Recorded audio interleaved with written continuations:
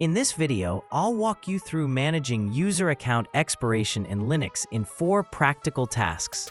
In Task 1, I'll show you how to check the expiration status of a user account.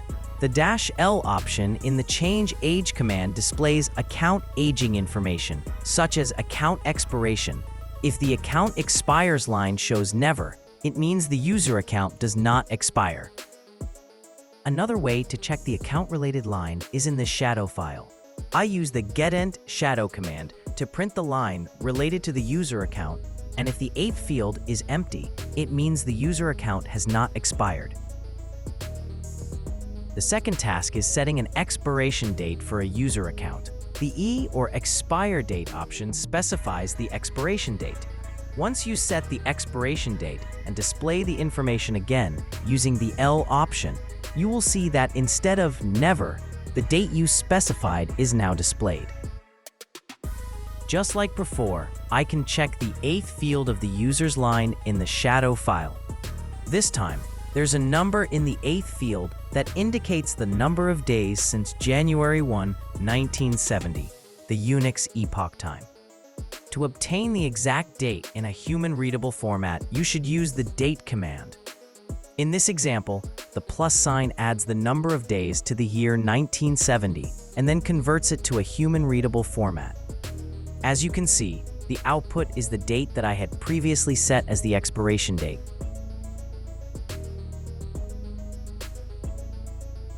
The third task is to disable the expiration date of a user account. To do this, use the -E option, but with the value -1, which is a number that does not refer to any date. By doing this, the phrase never will again be added to the output of the -L option in the change command, or the 8th field in the shadow file will be emptied. At the end, I will write a simple shell script that retrieves the username and displays its expiration status.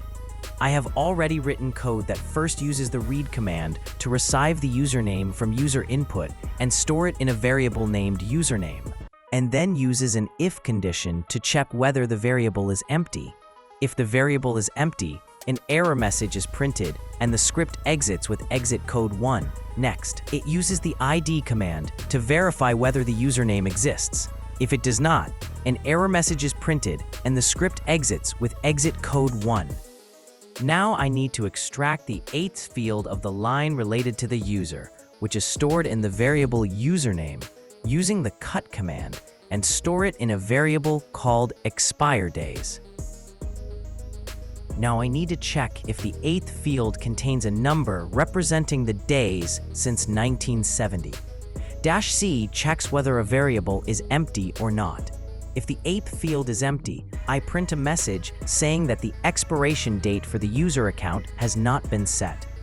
Otherwise, as before, the expiration date is calculated in a human-readable format using the date command and printed in a message. Grant execute permission to the file using the change mode command. I test it once with a user named Amir Nami, and the script shows, according to the output of the change age command, that the expiration date is not set. For another user named user1, it displays the expiration date according to the output of the change age command. I hope you found this video helpful, and I'd really appreciate it if you subscribe to the channel.